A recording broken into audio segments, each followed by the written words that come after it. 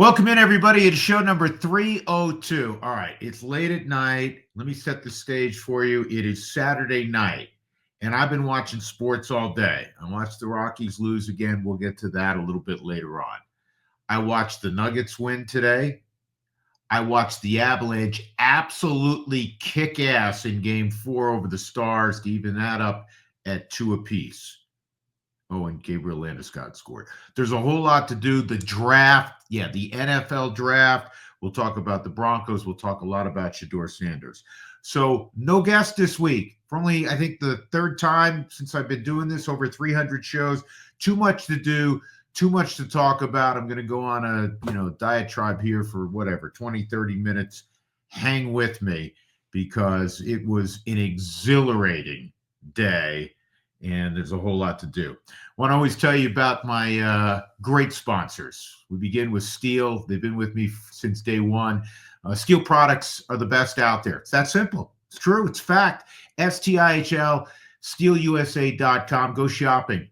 It does not matter what the season is. It doesn't matter what the chore is around your yard. It doesn't matter how big your yard is or how small your yard is. They have multiple tools, machinery to help you make that yard, make that property pristine. It is steeldealers.com where you'll find the nearest steel dealer around the corner from you, more than 10,000 in the country. So I guarantee you there's one close to you.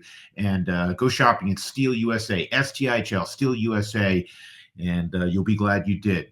Also, my good friends at Huntington Bank, they're outstanding. They're opening up banks almost on every corner. They're in Boulder, they're downtown, they're in Cherry Creek North. They're everywhere. And we're presented by Huntington, proudly so. We're banking just clicks. Try asterisk free checking with no monthly maintenance fee, no matter what. It's your money, so keep more of it. Make the switch today at huntington.com/yourmoney. Big thanks to Huntington Bank. All right, let's get rolling. I'm going to go in the order of what's on my mind. And since the Avalanche game literally just was completed about 15 minutes ago, we can all rejoice because there are times, even if it's not an elimination game, you can rightly feel like it is a must-win situation. And with the Avalanche being down 2-1 and laying an egg basically in game 3, particularly their power play really throughout the series, and they lost in Landeskog's return in game 3 on home ice, this was a must-win. You can't go down 3-1 and then head to Dallas. It wouldn't be over, but it'd feel damn close, wouldn't it? And you wanted a game. Not that you had to white knuckle deep into the third period. You didn't want one of those one-goal affairs, and sure as shit, you didn't want overtime. Well, they got everything they needed, winning a hockey game 4-0 that honestly, if not for Ottinger, the first 2 periods, they replaced him just because out of fatigue, I'm sure, in period number 3. The damn thing could have been 14-0. There were that many unbelievable scoring chances for the Avalanche, and really the game was lopsided, but it was 4-0, and you could watch that third period. You could breathe.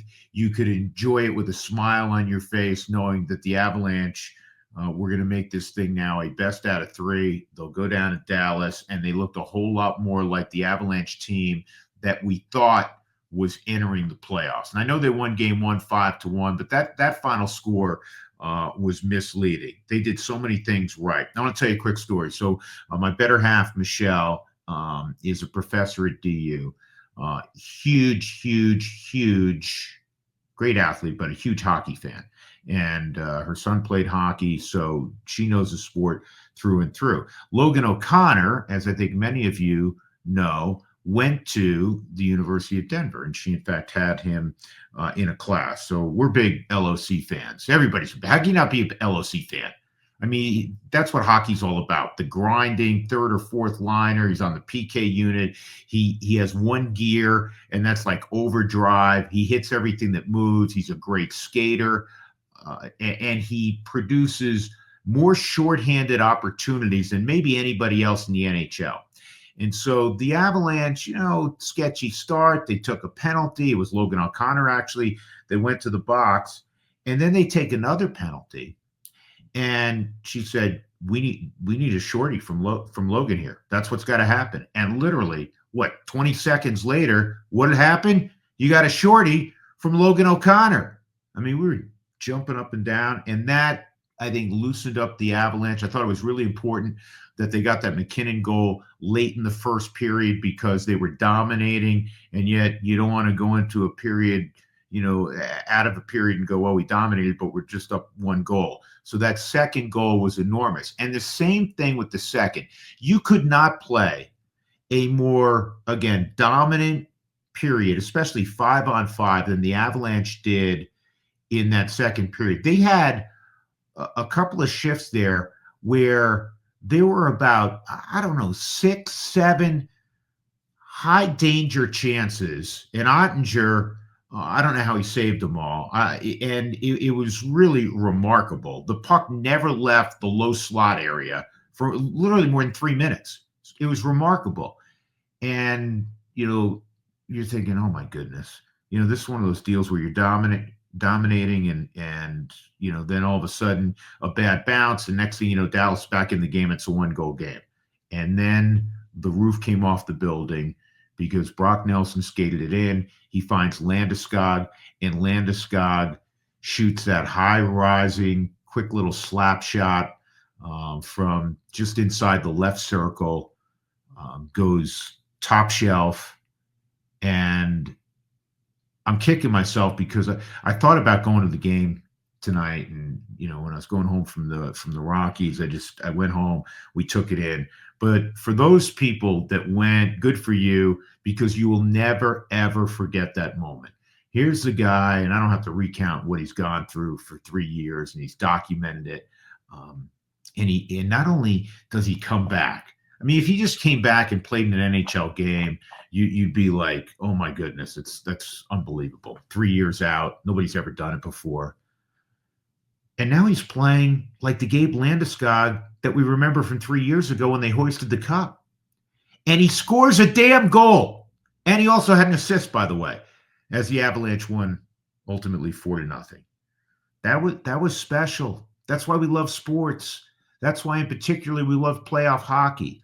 And that's why, and I said this 3 years ago on this podcast, and this is not, what I'm about to say, like, oh, I'm the first guy to say this. I've been in this town for going on 40 years. I've been in the state almost 40 years. It's up in Aspen, down here about 38 and a half years. And I've seen some great leaders and some great athletes, and, from Elway on the Broncos side to, you think of Dikembe Mutombo and LaFonso Ellis with the Nuggets when I was doing the Nuggets, and with the Rockies, the Heltons and the Larry Walkers and the great players we're all aware of, Joe Sakic and Forsberg and Patrick Roy, the great run that the Avalanche had when they first arrived from Quebec. I don't know if we have seen as unique an athlete as Gabe Landeskog from this standpoint. He was a captain at 19 on, at the time, a poor Avalanche team. But you think about the character and what he exhibited as a teenager for the Avalanche to anoint him, even again on a poor team, captain. He's the greatest, and this is what I said a few years ago. And again, I'm not the first person to say this, I'm sure. He's the greatest sport leader that I've seen in Denver in my almost 4 full decades here. Name me someone better. Simmons, great leader with the Broncos. There have been some good leaders. I know that. I'm aware of that. But this guy, it's just different. And he's universally adored for how he plays the game, for what he does in that room. And this was this was a statement you would make 3 years ago before the multitude of knee surgeries and could he come back? Will he ever be able to come back? So it's not just he's tugged at the heartstrings because of everything he's overcome. It has to do with who he was prior. And then he just picks up seemingly where he left off. It's remarkable. So they blew the roof, the fans did, as they should, off the joint when he scored. And I mean, I'm getting goosebumps. You're getting goosebumps at home watching it. And I'm thinking, man, this was remarkable. And I'm also thinking, all right, that's the moment that's going to hopefully, and it's never easy. It's playoff hockey. That's going to elevate them from when you started thinking, man, this may not turn out as we'd like. And I know it's still 2-2, all right? Dallas has as many wins as the Avalanche. But I think maybe that moment is the one that propels them, hopefully, fingers crossed, to maybe another Stanley Cup. And much has been spoken about, much has been written about the fact that you have maybe the two best teams in the West playing each other in the first round. Fair or unfair, that's the way it's going to work. And if you want to hoist that Stanley Cup, you got to get by Dallas, who's still a hell of a team. And they'll be better, I'm sure, in Game 5. And they'll be in their building. And they'll have more emotion, etc. But overall, what we saw from the Avalanche, not only the great Landeskog goal, but the power play was better. The forecheck was relentless. They looked like the Avalanche team, as I said earlier, that we all expected. I mean, it's a far cry from what we witnessed in Game 3. So keep it rolling in Game 5. I mean, that was great. Mackenzie Blackwood, the puck wasn't in the Avalanche end much, but he's still making every big save. I mean, early in that game, when the Avalanche were man down and the PK unit was out there, this is before the Logan OConnor shorthanded goal. I mean, they had, I don't know, 3, 4, maybe 5 golden opportunities, and he turned them all away. He's been fantastic. All right. The other game that took place like right before the Avalanche started was the Denver Nuggets, who looked, come on, man, be honest, you thought they were down and out. My hand's raised. I thought they were done after Game 3. Thought they were done. Miserable performance. They're short as they've been, we talked about since, Christmas time, right? Bench is short. You don't know if Murray's available, what you're going to get from Murray. You don't know from night to night what you're going to get from Michael Porter. So I think most people thought, you know what? It just ain't happening. They're going to have to reconfigure that roster, and they still may. I mean, I'm not going to sit here in the aftermath of that Nugget win and say, yep, now that's going to propel them, as I think and hope what happened tonight on the ice will propel the Avalanche. But give the Nuggets credit. They almost fucked it up. They were up by 20 plus, and at the end, all of a sudden, they find themselves down, which is remarkable. And then the free throw tied it up from Jokic, and it looks like it's going to go to overtime. Jokic has to just throw up a prayer, and you know what happened? The dunk by Aaron Gordon, which I've never seen anything like that. We've all seen, did the ball leave the hand before the red light goes on, the buzzer went off. And if it did, then the bucket counts. If it did not, the bucket obviously does not count. I've never seen it on a dunk. And we were all on the edge of our seat. Are they going to give it to him? Are the Nuggets going to win? Because I don't think many of you out there, if you're being honest, thought that if that game went overtime, that the Nuggets were going to win. They weren't going to win. There was no way. Again, they had messed up that big lead. They played so poorly down the stretch. They missed a number of shots. They turned the basketball over. And naturally, the Clippers got hot, got some wide open threes inexplicably, and they knocked them down. But the Nuggets survived, and it was dramatic. And Jokic, was 30 plus, 21 rebounds, 8 assists. He was Jokic. They're going to have to make changes ultimately in the offseason. This is not a team that's going to last long in the playoffs. I mean, you hope they find a way to get past the Clippers, but they're getting exposed. They're too short, as we know.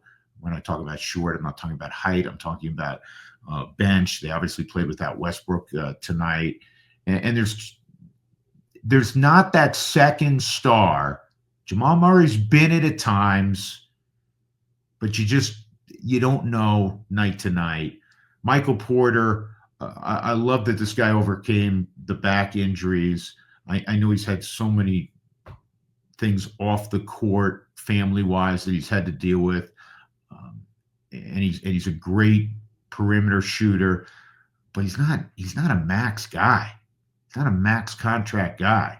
And I thought the Nuggets back in the day were a little quick, shall we say, to give him that deal. So they're going to have to reconfigure that roster. But you know what? For a night, they won.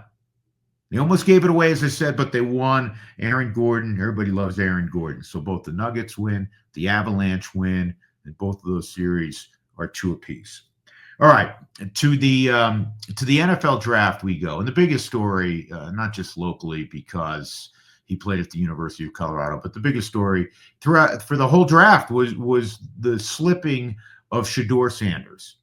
The fact that this kid that most assumed, because we all read these draft projections or we listen to what emanates from Boulder and the Sanders family, that Shedeur is the best quarterback in the class. Well, once they started digging deeper, and I say they, I'm talking about NFL scouts, NFL general managers, and all the interviews took place, and the scrutinization, the full scrutinization of game tape, of workouts, whether it be pro days or at the combine. There were mixed reports about his talent level, even some suggesting that he wasn't a first-round talent necessarily, that he could slip out of the first round. Now, I'm not going to sit here and tell you that I saw him slipping to the 5th round. Did not. And I will also share with you, I think if you listen to this podcast even periodically, I'm still attached to the New York Giants. I grew up in New York. I'm a lifelong Giant fan. It was passed down generation to generation. I want the Broncos to do well, but I'm a New York Giant fan, unabashedly. And the Giants, if you follow the NFL, they need a quarterback, right? Didn't work out with Daniel Jones, and they definitely need a quarterback. And my take on it going into the draft, knowing that the Giants had the 3rd pick, was unless they were going to be able to somehow get Cam Ward, and it became a fait accompli for weeks now that he was going to Tennessee, they weren't going to budge. They really liked Cam Ward. Then I was hoping they got Travis Hunter. But again, as the lead up went to the draft, it appeared that there was no way that Hunter wasn't going to go 2. Didn't know that Jacksonville was going to make that trade to 2, but it became pretty clear that he was going to go 2. And then I was all in on Abdul Carter because you win in the NFL with great players. You have to have a very good quarterback. We understand that it's the most important individual position in sports. But I wasn't a fan of Shedeur going there for a number of reasons, and I'll articulate them now. I think that his top traits are he was an accurate thrower of the football at the University of Colorado. And I've often said it's an underrated characteristic with NFL quarterbacks. We'll talk about arm strength. We'll talk about all these different things, but you got to be accurate in the NFL because open in the NFL is different than open in college. College guys break open and they're open oftentimes by a couple of strides, especially when there's a mismatch talent-wise, non-conference games, top conference teams against lower level conference opponents. In the NFL, you know what? The DB's right here, and the ball has to be right here. That's open a lot of times in the NFL, and you have to have great ball placement. I think that's one of Shedeur's strengths. I don't think he's a great athlete, and it's kind of amazing because he's the son of one of the greatest athletes we've ever seen. Shedeur's not exceptionally fast. I think he's tough. That's one of his better attributes. I thought in college, everyone points out, oh, he had a shitty offensive line. His offensive line was better this year than it was his first year when they went 4-8. But one of the reasons he was sacked 90 plus times is, again, this is part of his toughness. He would hold the football forever trying to make a play. Now, I admire somebody trying to make a play and not just panicking and throwing the ball away or going through two reads and vacating. So you're going to try to coach that out of him at the next level. But it was pretty clear to a number of evaluators that if Shedeur was in last year's class with that group of 6 terrific quarterbacks that came out a year ago, he would probably be the 8th best quarterback at best. That was the initial thoughts. So this thing where him falling out of the first round was, oh my God, what's happening? You understand it a little bit because the talent evaluators, and keep this in mind, general managers are not going to share what they really think. Every once in a while, you'll hear something anonymous, and we did. One general manager anonymously said that he thought Shedeur was one of the worst interviews that he ever participated in. And I will tell you some of the red flags that I had watching Shedeur play every game in college at the University of Colorado. Didn't see his games at Jackson State, some highlights. He had the big come from behind win. I think it was against Colorado State. And the first thing he did, or maybe it was TCU, the first thing he did is, he flat puts the Rolex on and he's putting that up in the camera. I know he's a kid, but he's also a young man. I don't just always say, oh, he's a kid.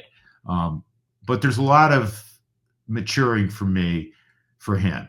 And when you are the quarterback, especially in the NFL, you're the CEO, man. You are the CEO of that locker room. That's just the way it works. As I said earlier, we all know it's the most important position in sports individually. And so you better have that respect of the entire room. And you truly have to be the hardest worker. You got to be the first guy in, as they say, and the last guy to leave, because there's so much on your plate. And you can't be doing foolish things. So that was one thing that stood out. This year, after the loss to University of Nebraska, he said, I got no time to throw, and he basically threw his offensive lineman completely under the bus. So much so that the next week when they won, kind of in a mea culpa, he gathered them behind him for his post-game press conference. That didn't fly with me, and I guarantee you, because they look at everything. You're investing so much money, especially in a first-round pick, especially a quarterback, that a lot of the talent evaluators, a lot of the GMs, that was a turnoff. And we've heard it now.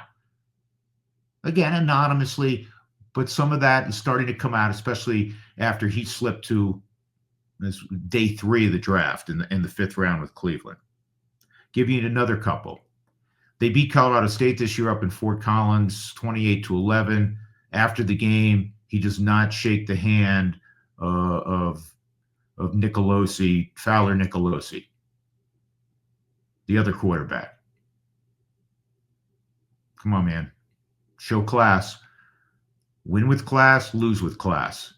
He had that other situation where he pushed an official. So all of those things, and maybe he didn't interview so well in some places, those were red flags. This isn't me talking. This is now what transpired. So it was a combination of maybe not as good as they all think, and some of these other things that, when you add them together, fall in the character bucket. I'm really big, and maybe it's old school, I'm really big in life in general. Sports is part of life, right? Don't tell me, show me. Don't tell me how good you are, show me how good you are. And guess what? If you've shown me how good you are, I know it, he knows it, she knows it, everyone knows it, and then you don't have to tell anyone. So, again, I don't wish negative things on Shedeur Sanders. I hope this is the proper chip on his shoulder, and maybe the wake up call to get him to reach whatever his potential is with Cleveland, who by the way took Gabriel out of Oregon in the third round. So there's going to be two young quarterbacks in that room. But for those that are like aghast, and Mel Kiper Jr. for one saying it's disgusting. I mean, that's an overreaction. The people that are paid to make these decisions, it is all about winning. All about winning. And we've seen some suspect characters over the years because they were unquestionably elite get opportunities. Deshaun Watson had all of those allegations in Houston against him. Houston had to cut ties. Cleveland not only trades for him, but at the time gives him the largest guaranteed contract in the history of the National Football League. So I'm not buying into there was some conspiracy. I was listening to a talk show on ESPN on the radio coming back Friday night after he'd slipped through the first few rounds. And they were talking about that there was, some sort of collusion among the owners and general managers not to draft Shedeur. Bullshit. If they feel, as I said, that someone can help them, especially at the quarterback position, they're going to go get him. But if they now look and say, well, the talent's, there's a number of issues with the talent, don't love the talent, maybe like the talent, but now we're going to deal with some of the other things. We're going to deal with, maybe daily video montages being sent out and social media. And they may have said, you know what? They've said it's not worth it. Because we know it would be worth it if the talent they believe was up here. So it was fascinating. I don't wish him ill. I hope things go well for him in Cleveland. It will be very interesting to watch, just as the precipitous fall in the draft was. And I'm sure it was very humbling for Shedeur. Broncos draft. Jahdae Barron taken in the first round. And I'm not gonna sit here and second guess the brain trust with the Broncos. Thought they drafted well last year. The Paytons seem to be on the same page. And I again go back to what I said about the Giants when they took Abdul Carter. You need great players. And the highest paid positions in football beyond quarterback are what? Left tackle, wide out cornerback, right? Those are the positions that get paid.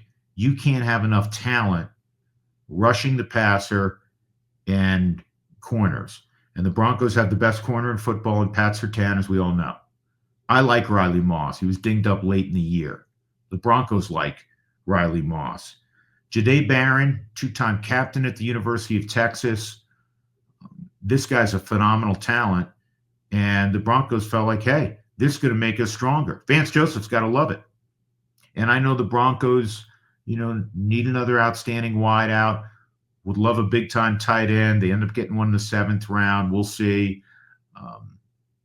They wanted a running back. They addressed that, they believe, early on with R.J. Harvey, who can fly.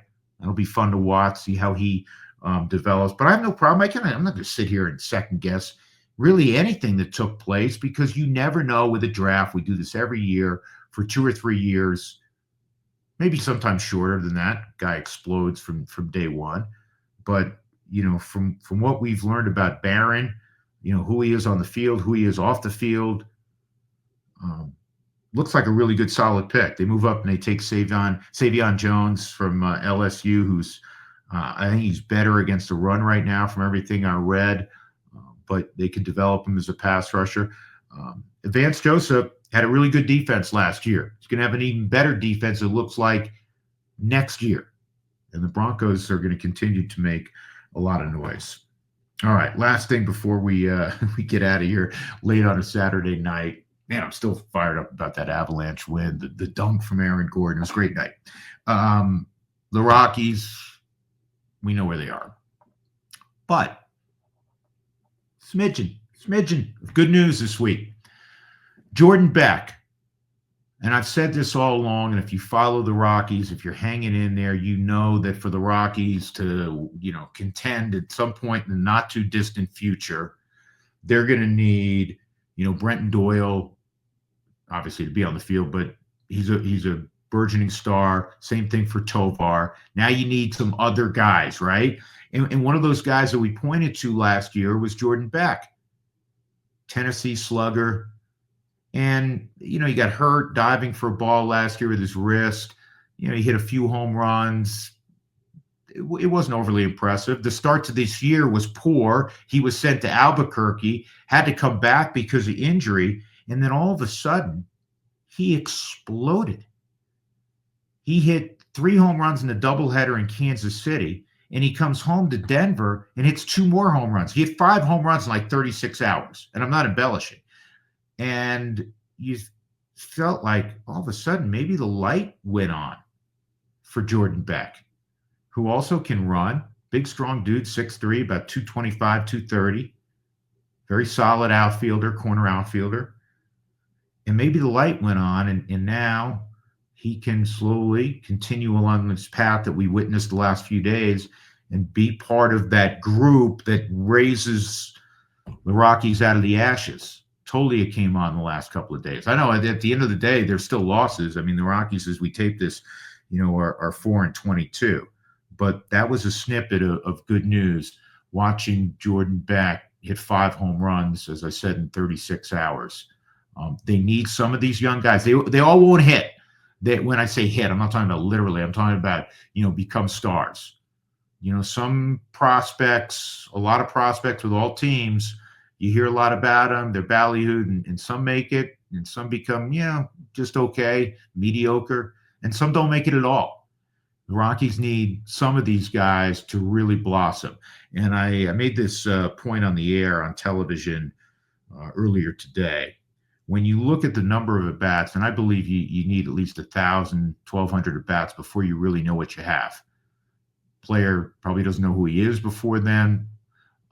There are exceptions to that. And the evaluators don't necessarily know who a guy is until they get somewhere in that range. The case of Jordan Beck, he's got a couple hundred at-bats. Hunter Goodman, who's swung the bat by and large really well for the Rockies, he has a few hundred at-bats.